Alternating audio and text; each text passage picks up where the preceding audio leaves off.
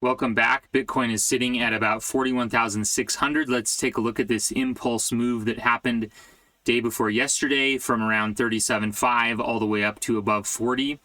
You guys can see that we did have a little bit of volume come in here, but what worries me right now is that the volume has dropped off considerably. Now, what that means is we are going to see a ton of volatility.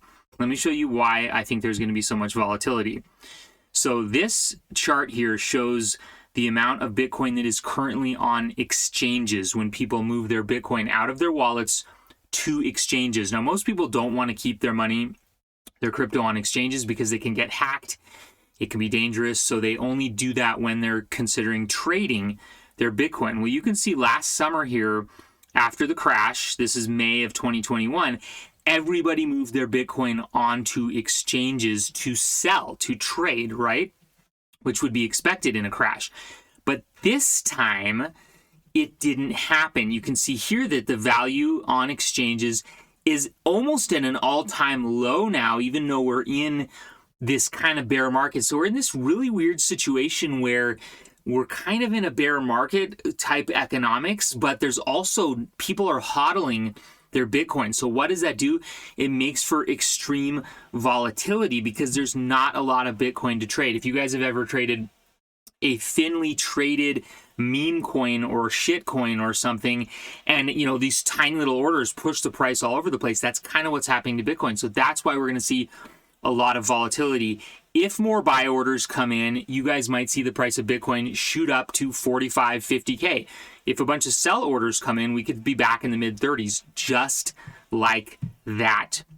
I do see that there are a lot of buy orders stacked up here around the 35,000, 34,000, 30,000, and 28,000. So if we do dump back into the 30s, there's a good chance we will get a nice bounce somewhere in the mid to low 30s. So if you guys are momentum traders or swing traders, you might consider shorting where Bitcoin is now and longing when it gets into the low to mid 30s, something like that.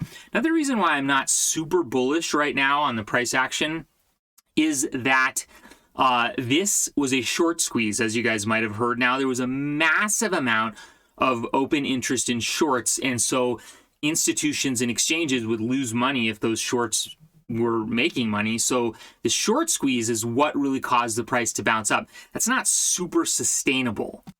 Okay, I want to move to two major strategy points going into 2022.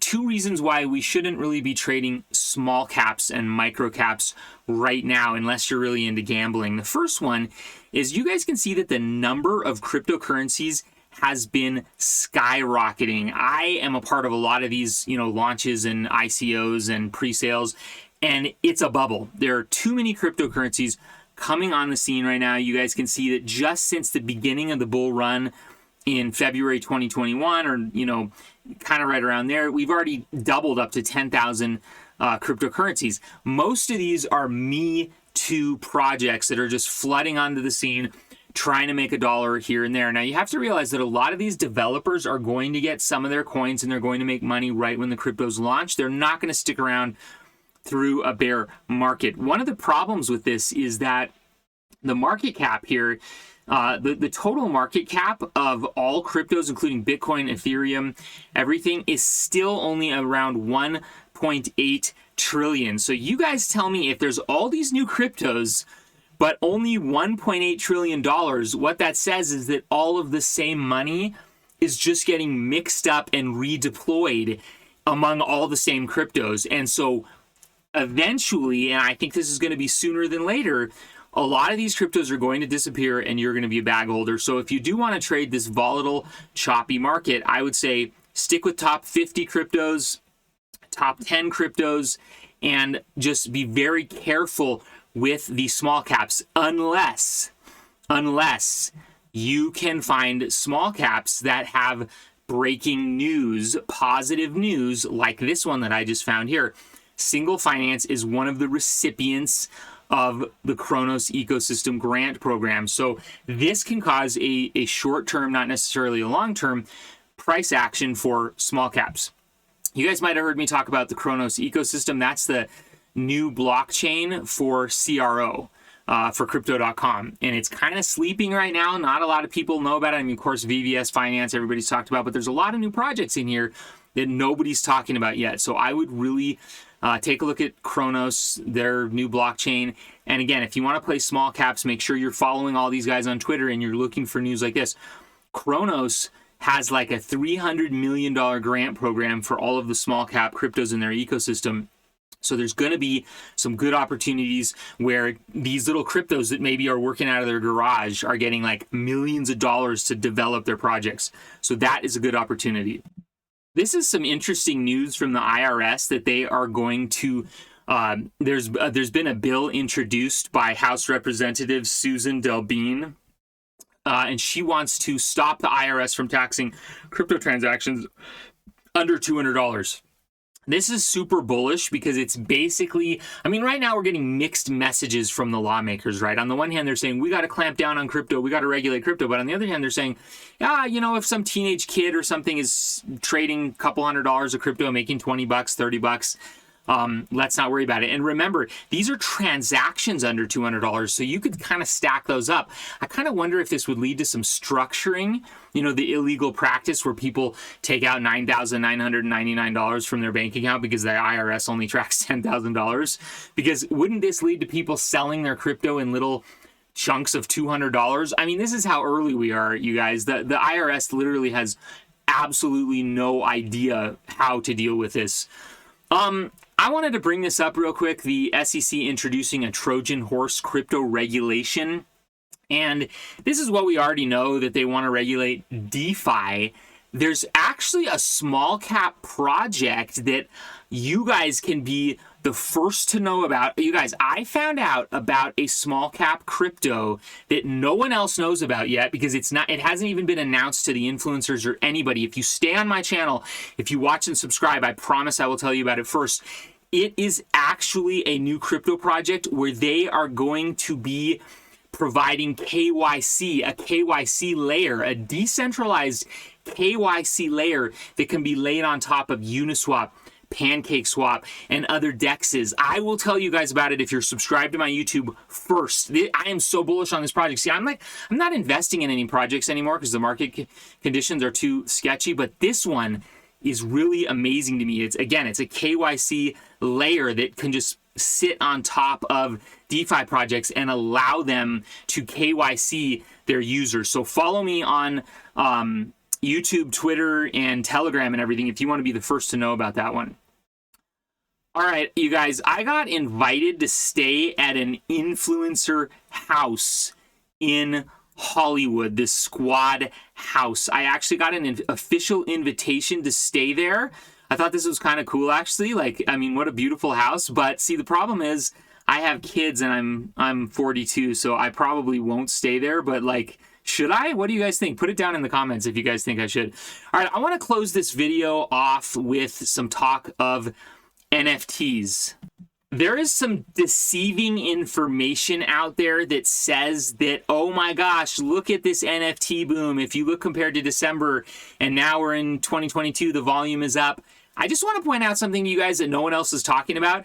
This happened last summer in late August and September where we saw this NFT bubble. And do you know when it happened? Right after Bitcoin crashed in May. And here we are again. Bitcoin crashed in December and we're back in an NFT bubble. So just be aware that the NFT bubbles sometimes happen right after Bitcoin crashes. All right, so we're kind of back in that NFT bubble.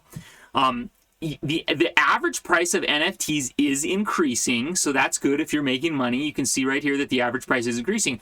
But I want to bring your attention to one other bearish sign in the NFT world that, again, none of the Moon Boys are talking about. And that is that the weekly active NFT wallets, right? So this isn't just the rich guys that are trading like a Ponzi scheme with the same people over and over and over again. This is actually how many like individuals, new people, your mom, your sister, your brother are getting in. And the number of individual wallets actually peaked last summer. And it's not going up again. So what that says is this is kind of an incestual, closed off Ponzi bubble, right? It's just be careful with NFTs. If you guys are in profit on NFTs from this huge NFT price hike that we're seeing right now, take some profits, right? You haven't locked in any of your profits until you've locked them in. Okay, I have gotten a ton of feedback from you guys that you guys absolutely love the crypto tax software that I recommended in my last few videos. There is a link down in the description if you want to try this out. But everybody really loves it. And the last time I showed it to you, I couldn't really show it to you because I was logged in and all my personal information was visible. So now I have this like generic account. I can show it to you more easily. The question that I keep getting from people is, how do you import your transactions? So I'm just going to do like a quick 60 seconds on this. If you want to try this, there is a link in the description. What I do not recommend is to do this CSV import, okay?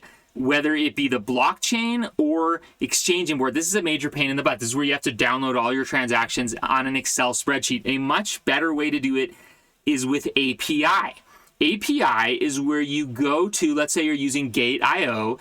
In your coin tracking app, you go to the Gate.io page, and here you can see you can either do CSV or API. I recommend the API, and it gives you very detailed instructions here. You have to log into your Gate account. You have to generate an API key. You will get an API key and a secret phrase, and you put it in here, and then you tell it to, I would update automatically once a day and tell it to bring in all of your transactions, and you tell it to bring it all in. Now, the reason is because it's more accurate if you do it this way rather than doing the CSV.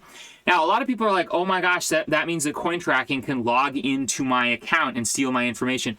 No, they can't. You can set this as a read-only API, but I still recommend, before you do your 2022 taxes, to clear off your money out of your wallets and exchanges and put it in fiat, put it in your bank account, because it's still the Wild West.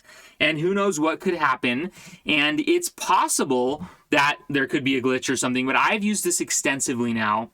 Now, the one other error that people seem to be getting when they go to their realized and unrealized gains and losses is that and I guess this is a sample so I can show you guys here because I'm not even logged in. Yeah, these aren't my numbers. Is that the cost basis can be messed up because you're usually bringing in transactions like you bought crypto in 2012 or something, and your cost basis is going to be messed up. If you guys want more information from me on coin tracking, please let me know in the comments. Please like the video. Please subscribe and let me know, because I don't want to make another 10-minute video here if you guys are not interested in this. I will make more tutorials on coin tracking if you want me to.